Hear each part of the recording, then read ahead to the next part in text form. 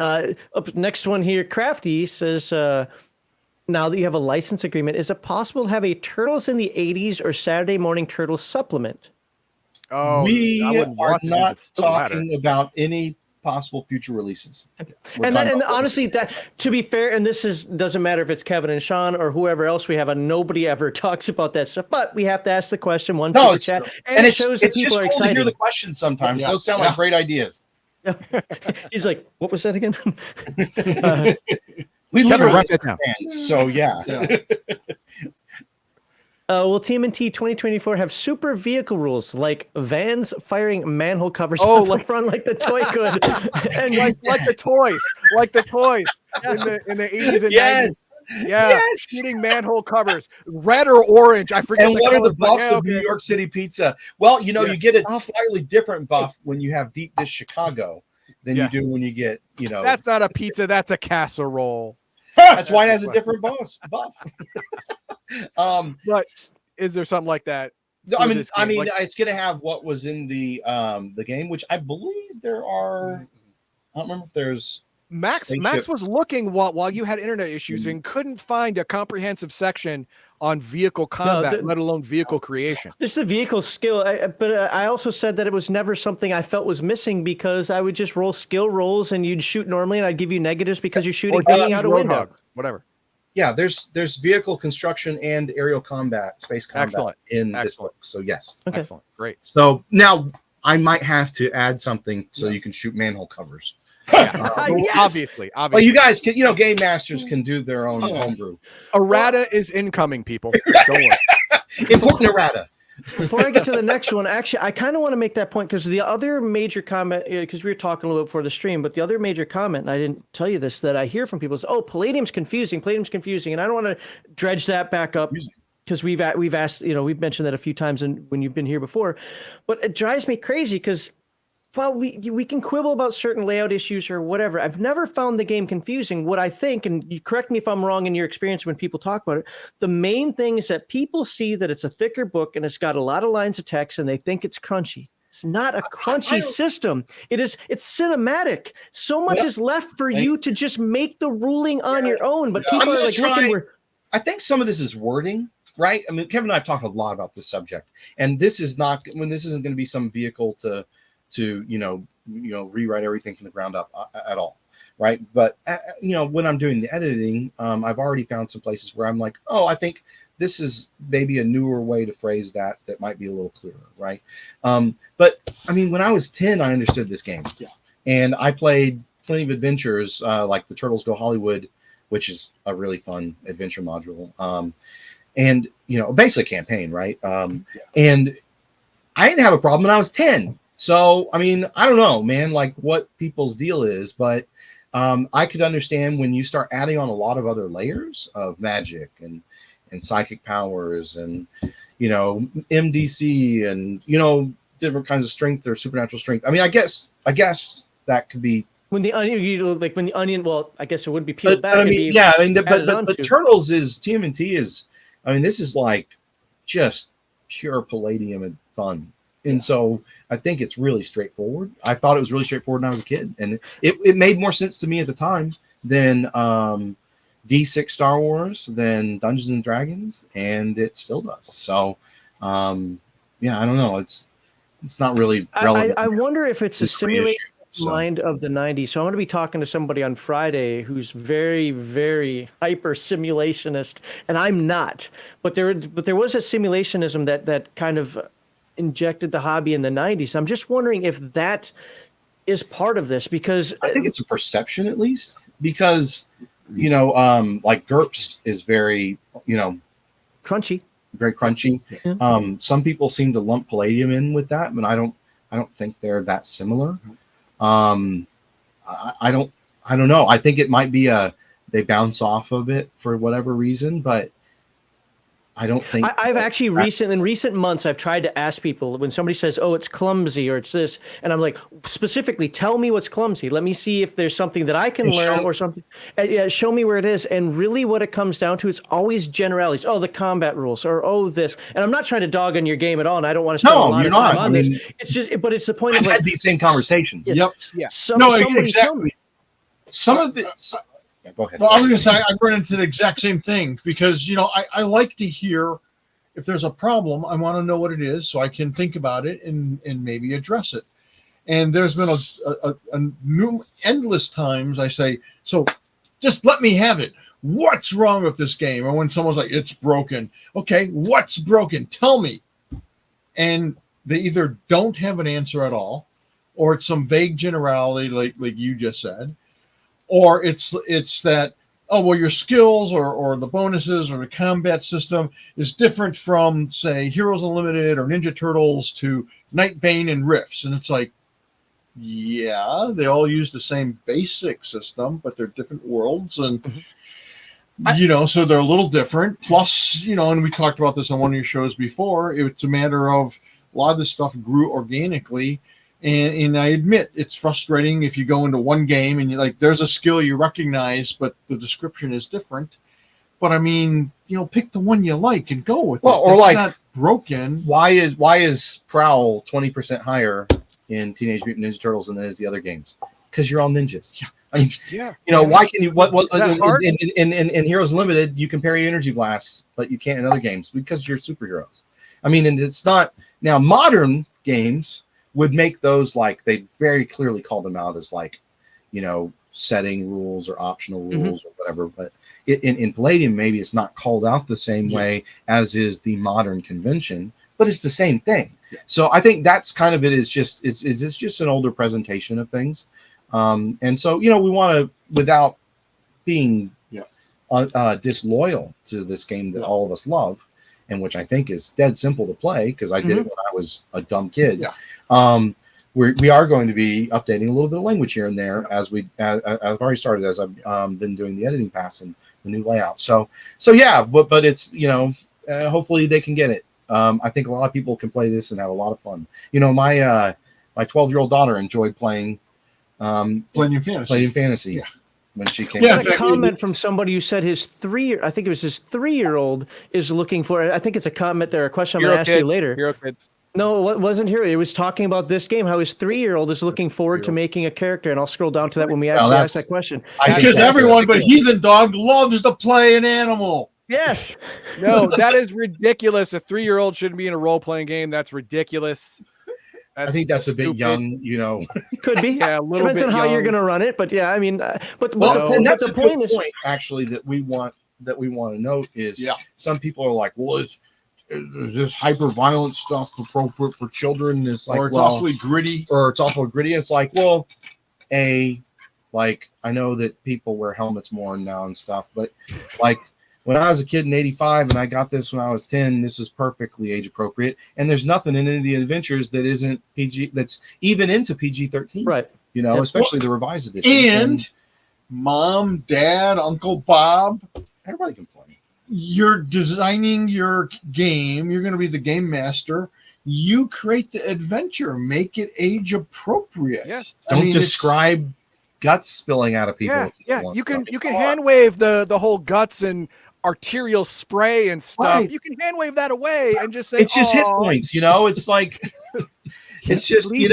it's he's sleeping now. It's funny. It's funny you say it because I hate disclaimers. We even make fun of the Palladium one that's been around since the 80s.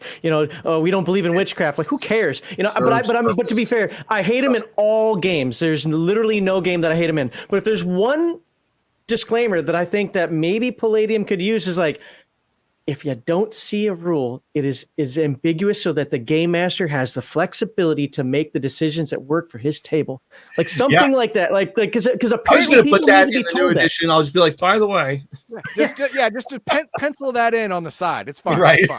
Because it really seems like that is the struggle when I have these conversations. That's the Palladium philosophy, and it's just people approach games differently than they do now than they did before. And it's a lot of times, like I've said before, it's the same people. They're my age, right? Or older, or maybe a little younger, right? But they grew up in the 80s and 90s. They were playing the same games, and suddenly because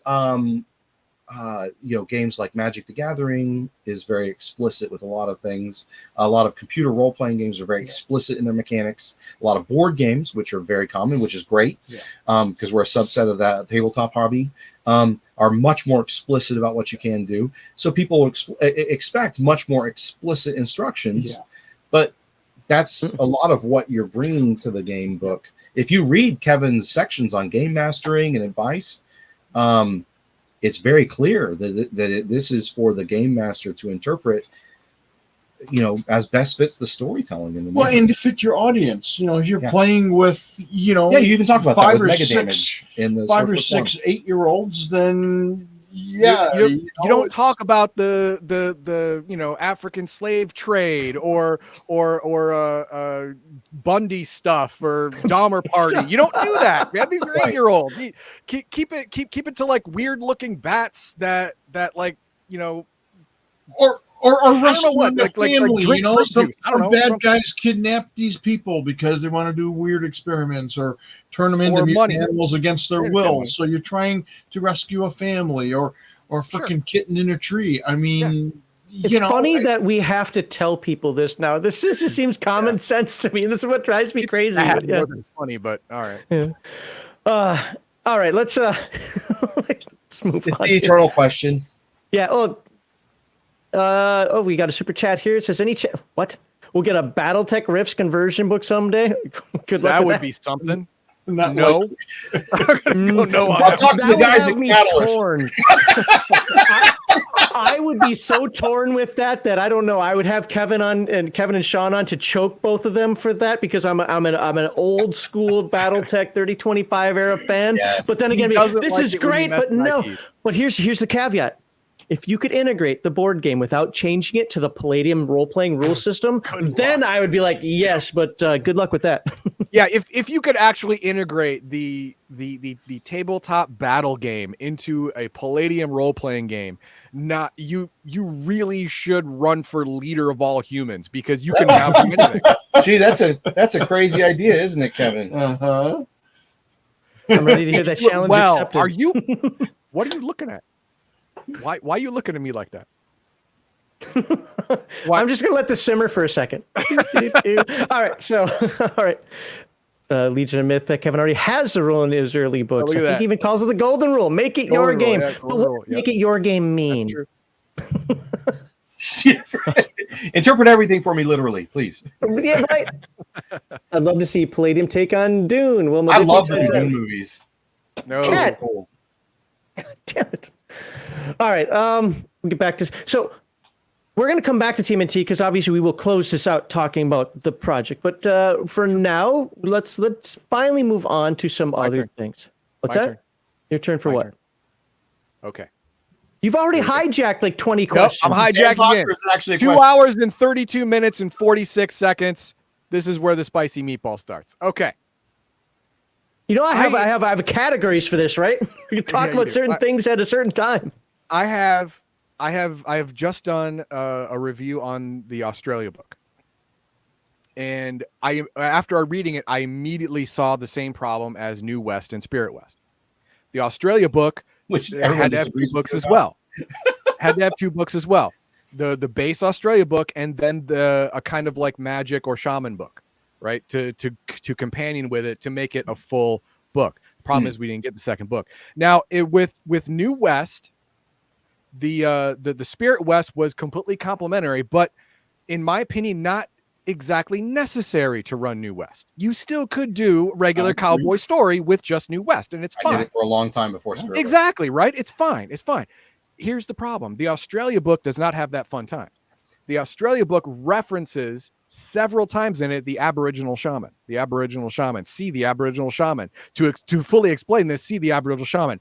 For the song juicer, I think it was called, the magic juicer of Australia. The only way to detoxify like a regular juicer would was to see an Aboriginal shaman.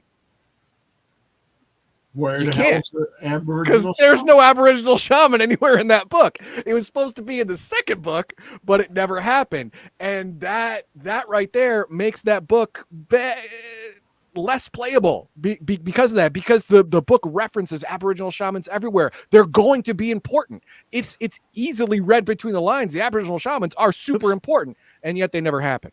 Is there a way, like even like a little 2-page errata of the Aboriginal Shaman OCC or RCC that you can throw up to make the book more viable? Is there a way? I imagine so. There's always a way. Yeah. Has it been done already and I'm just a really big idiot? No. Okay, good. I'm just Not even in a regular. Rifter? I'm awesome with that. I'm cool with that. That could be something we could throw in a Rifter. That's Yeah. a good idea. By the way, just so everybody's clear, on Rifter 86, Wayne got COVID. Yeah. But so it wasn't like life and death, but he's been in a lot of pain. Yeah, and he's not been in office. He's been working at home the best he can. Yeah. Okay. So And, just so people understand, between that and then we've had to put a lot of time into this deal with Paramount. So Mhm. because of that, it looks like Rifter 86 is going to take the brunt of delays. So Rifter having it as an annual is very important to us.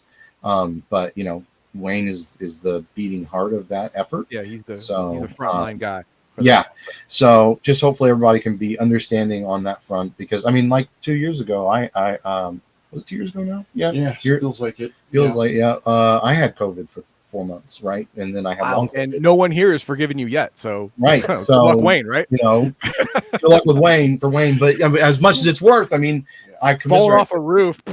Yeah. Whatever. Yeah, whatever, man. Man Rub up. some Yeah, dirt no. on it.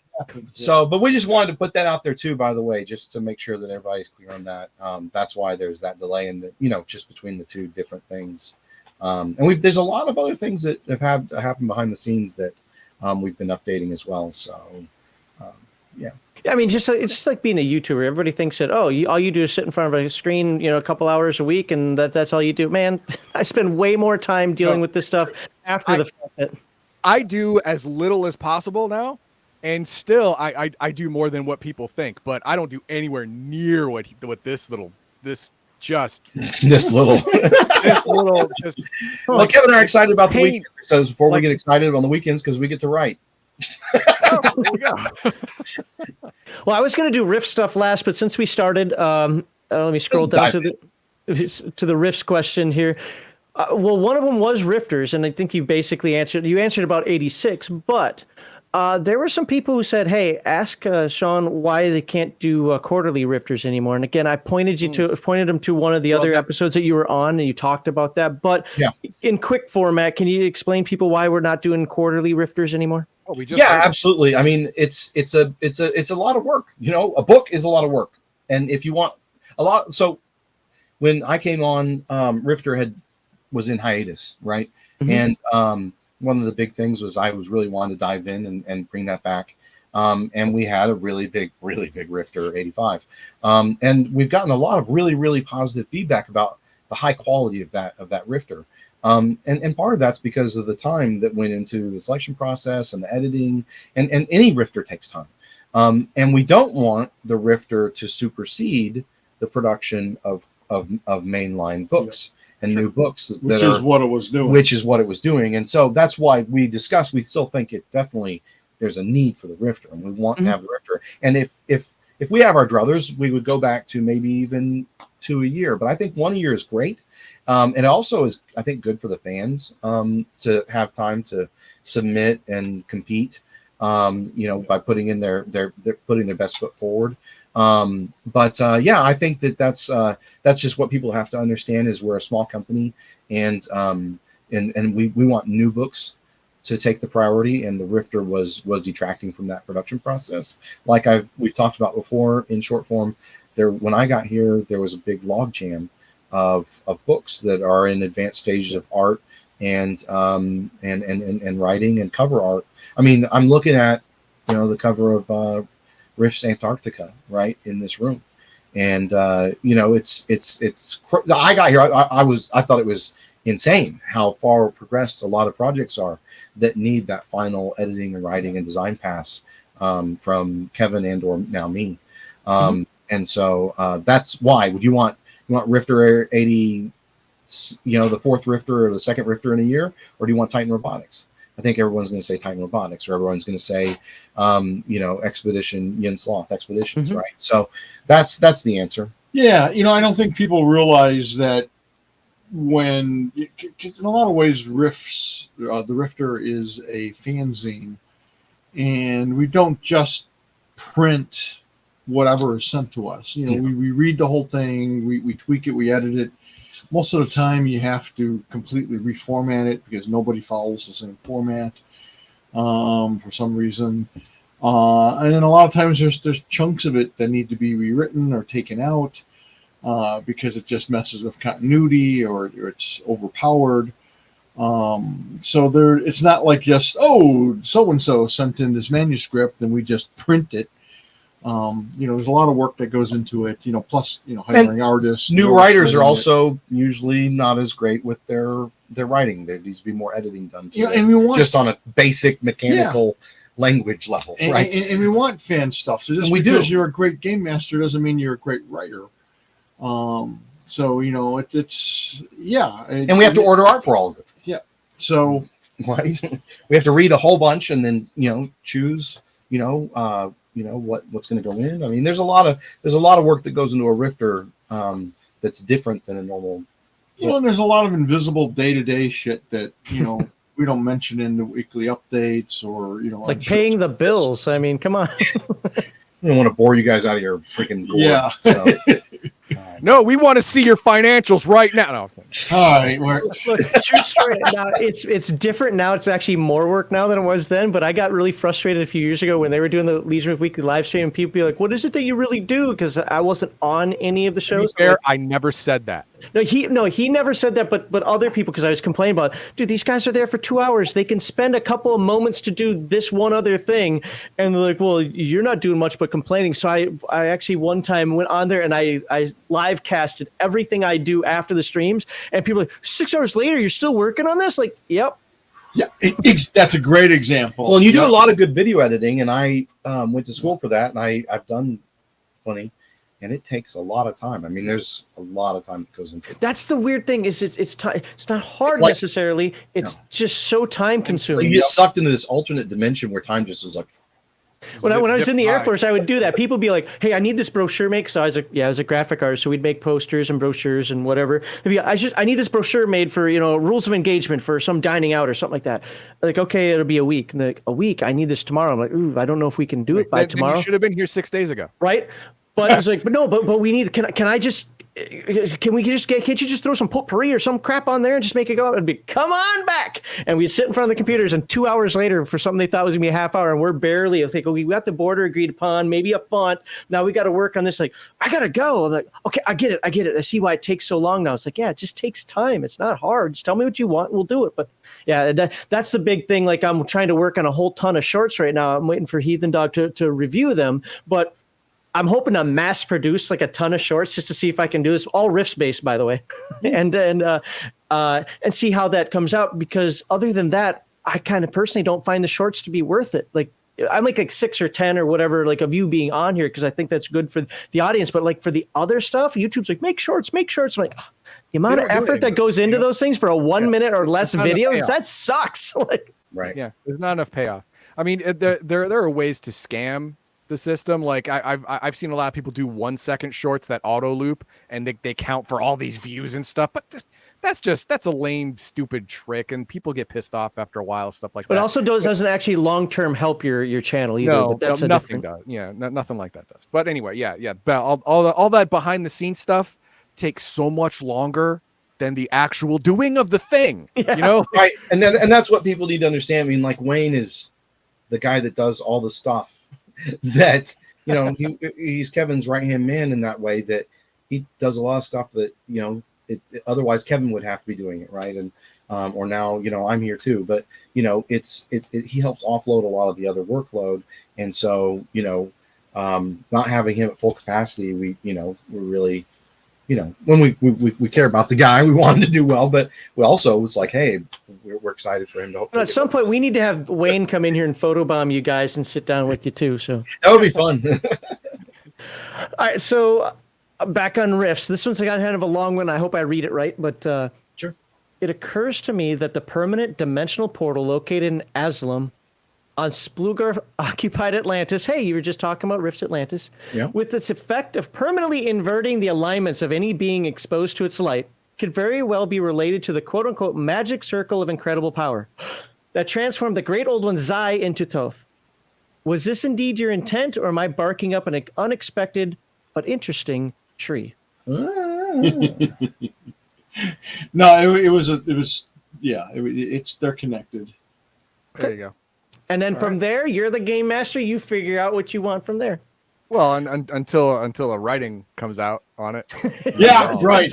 Until Rips Atlantis comes Because out. I completely forget and I make it something completely different, and then people go, "What the hell happened to We you?" remember I Oh, asked you man. about that with the what was it, like one of the dangers? I asked you and you were like, "Oh yeah, that was my original idea, but I changed it later."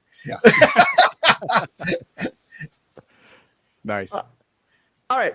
Here's one that Heathen Dog might not like, because I know I'm sitting here going, do I have to read this? But yes, I do.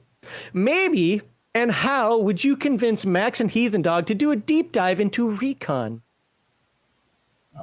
Recon, I don't even consider it. I don't It's consider something- it.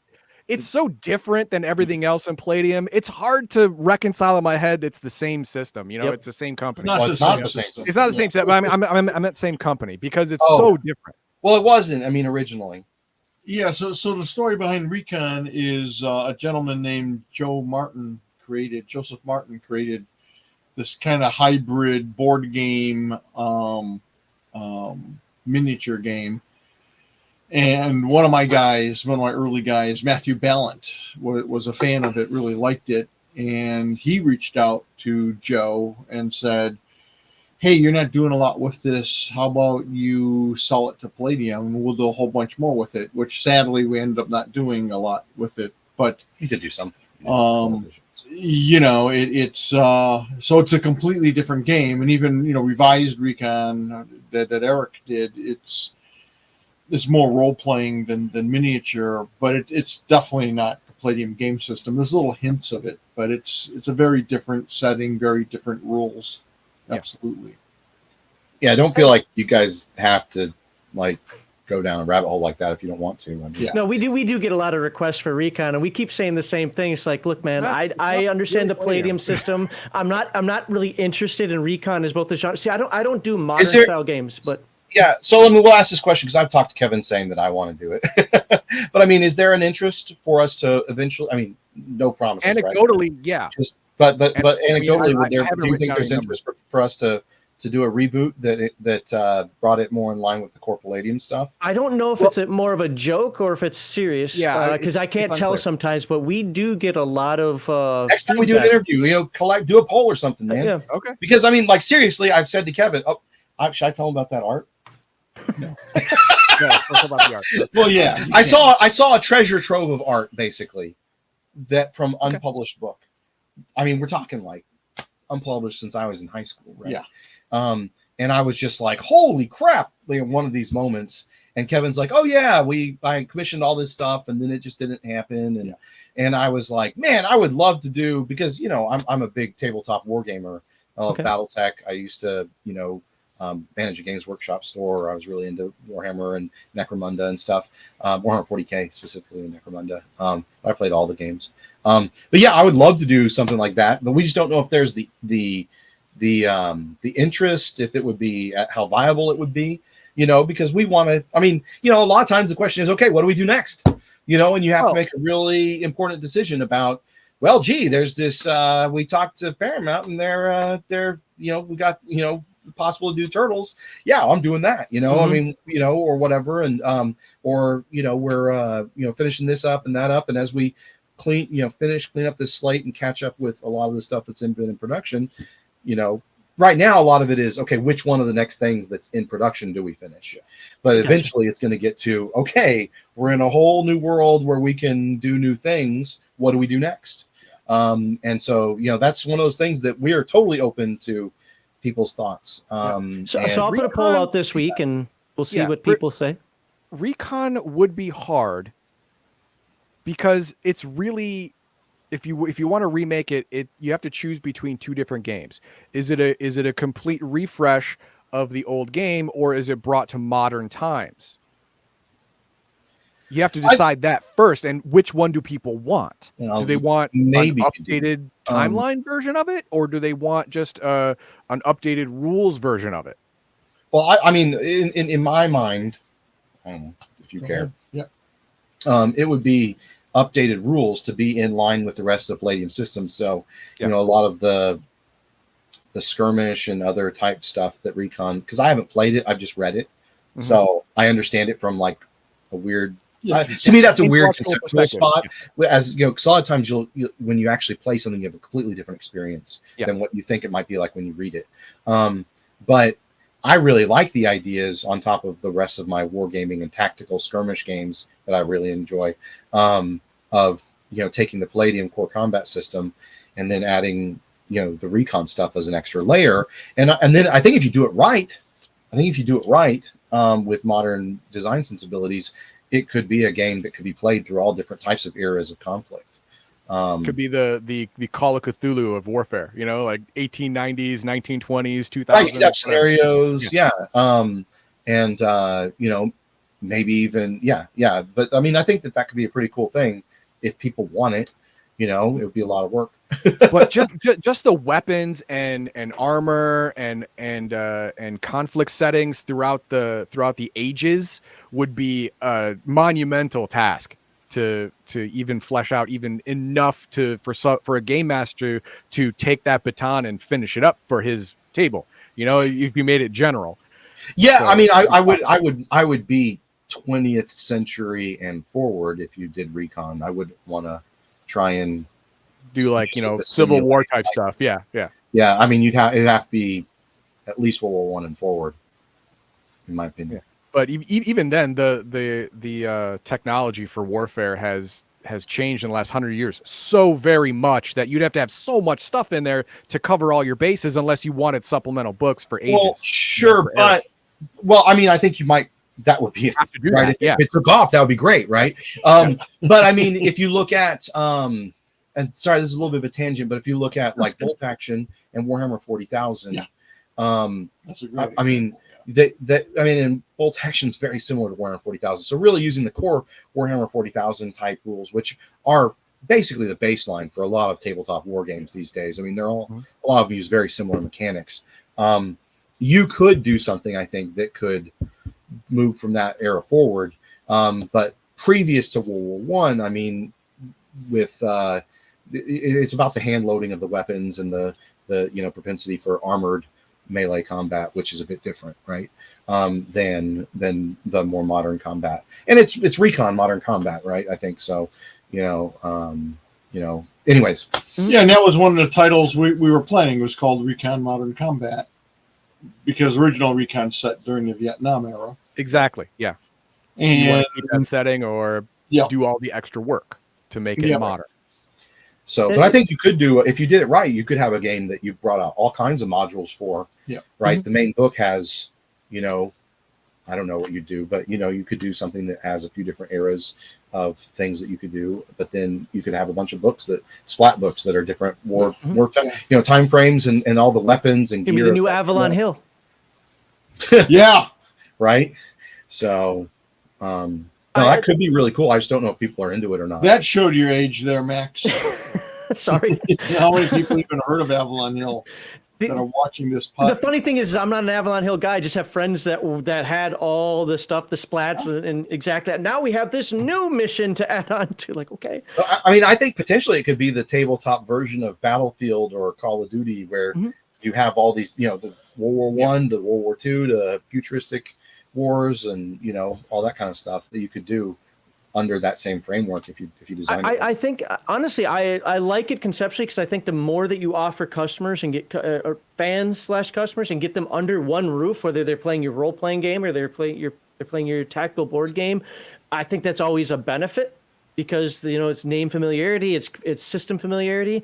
But I mean, I'll put a poll out there. I mean, with our little, you know, anecdotal group here, and just see what people say about that. I mean, I don't really play those type of games. I don't typically like modern, like current era games, slice of life, whatever you want to call them. I usually go for fantasy or sci-fi. That's my personal taste.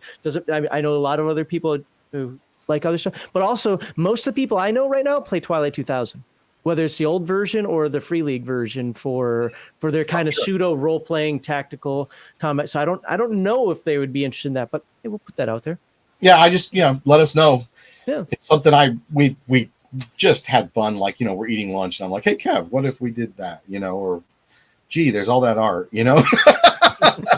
All that art just sitting there. My God. Gotta use I'm going to it. give you a two-parter now.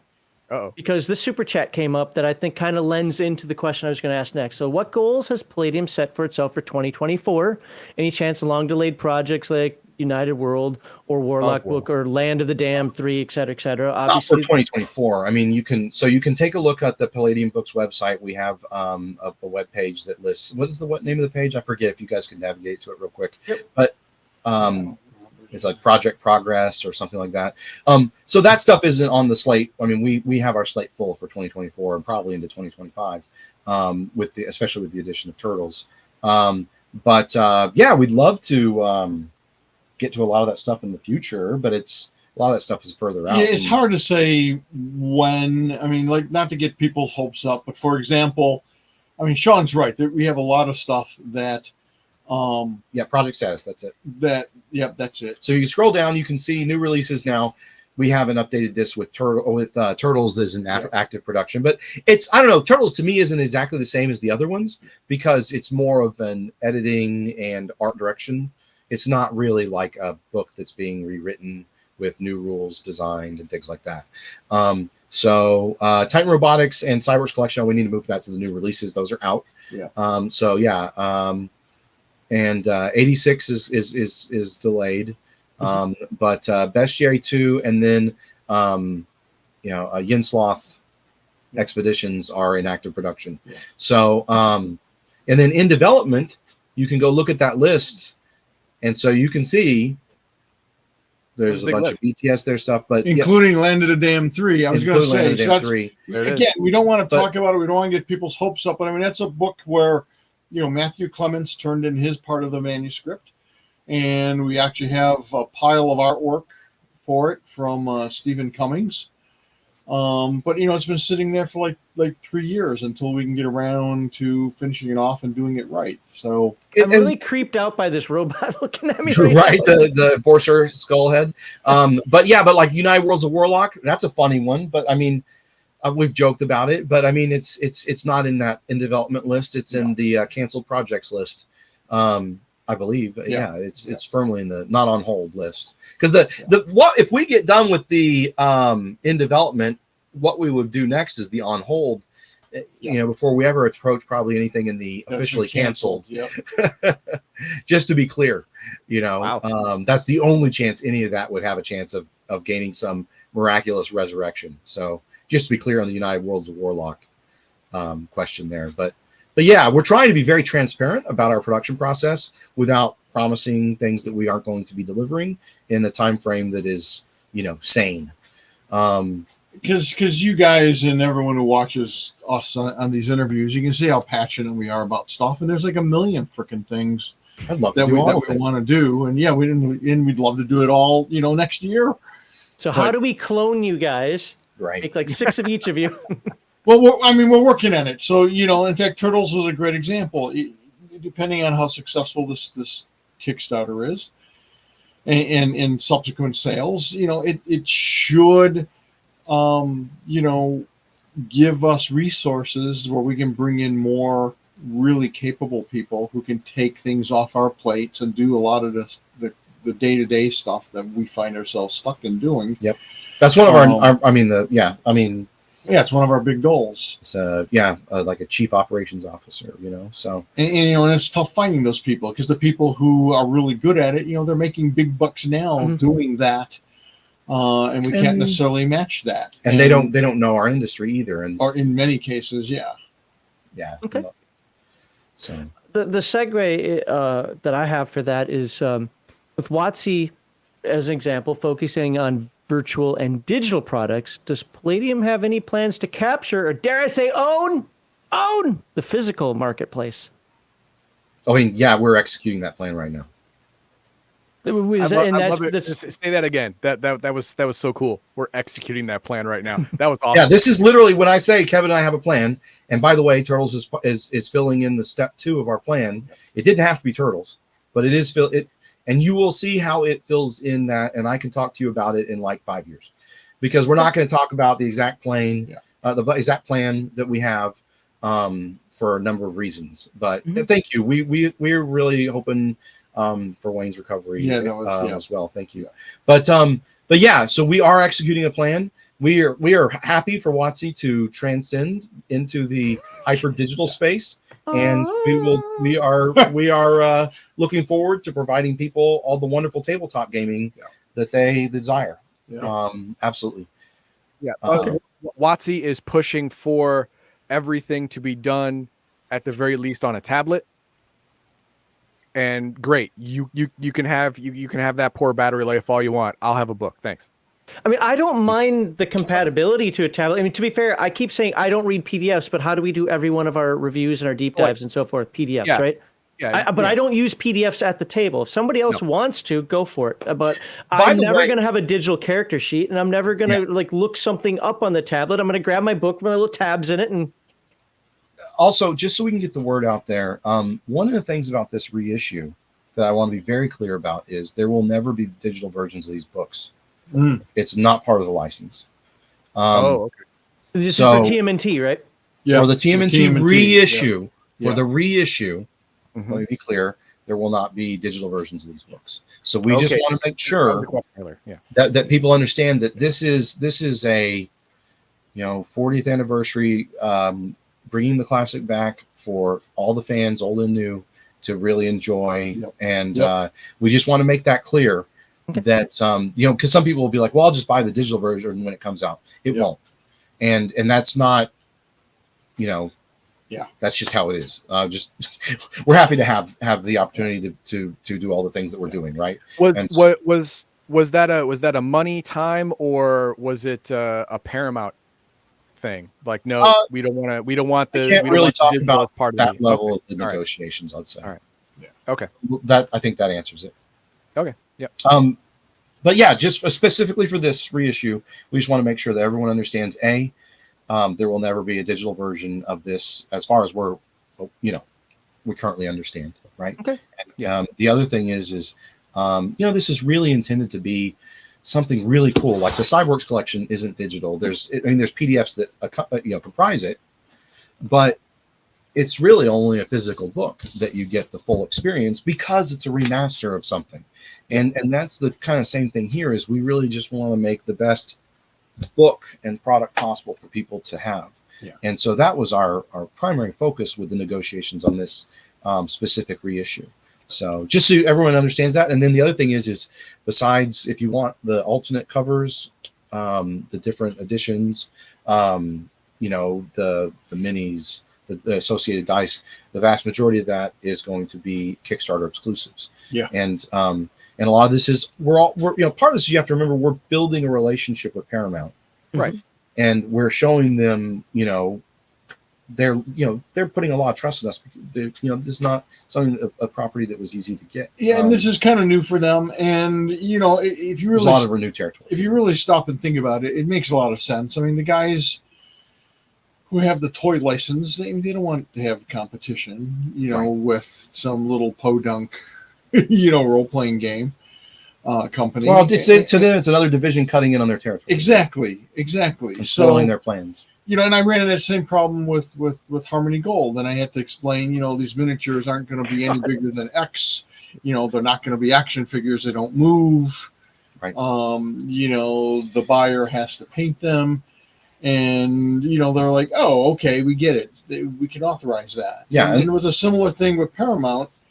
And I don't even know how much work went into it. All I can tell you is that it took months for our Paramount liaison to get the approval for us to do those. And then this dude's our champion, right? I mean, I mean, movie industry itself is very, very hesitant to move an IP from one media to a different media. Right. Very hesitant. Exactly. Right. Because lots of deals go down and you lose money by accident by shifting media from. There's also a lot of movie to TV show, stuff like that. So I understand that they're hesitant to do that until they understand not only where you're coming from, but where your side of the business comes from. Because like you said, they're learning that as much as you're learning theirs. Well, and there's also exclusivity, right? Because we actually wanted everything, man. We asked for plushies you know, and they're like, no, this other company has the, you know, that's someone else's. You can't touch that. And we're like, no problem. You know what I mean? But we're not doing T-shirts, right? I mean, and we can't just willy nilly. I wish we could just do, but that's not how it works. And so a lot of this is they've actually the deal we've got's great, actually. I mean, so miniatures, dice, you know, all the associated stuff that we're doing, the deck of cards. I mean, Game Master screen, poster, art prints, and this is all actually a really big deal that we're able to do. Okay, yeah, all that's well and good, but what you really dropped the ball on, you really missed, is the April O'Neil waifu pillow. You missed out on that one. What is wrong with you? That would have been bank. You could have hired a staff of 50 with the profits from that thing. I think we could have hired a staff of 50 with Terror Bear plushies, but that's just fair enough.